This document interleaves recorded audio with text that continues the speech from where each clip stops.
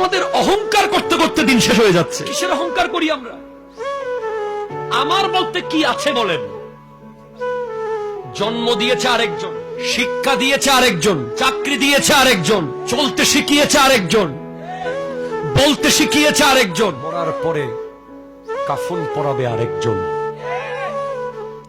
নাম দিয়েছে আরেকজন, কবরে শোয়াবে আরেকজন, মাটি দেবে আরেকজন, বাঁশ দেবে আরেকজন, বেড়া দেবে আরেকজন।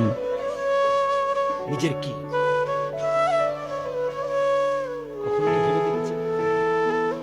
আল্লামা তৈয়ব শাহ কিবলা রহমতুল্লাহ আলাইহি তিনি বলতেন, কারো দিকে যখন তুমি একটা আঙ্গুল দেখাবে তখন মনে রাখবে তিনটা আঙ্গুল তোমার দিকে আছে।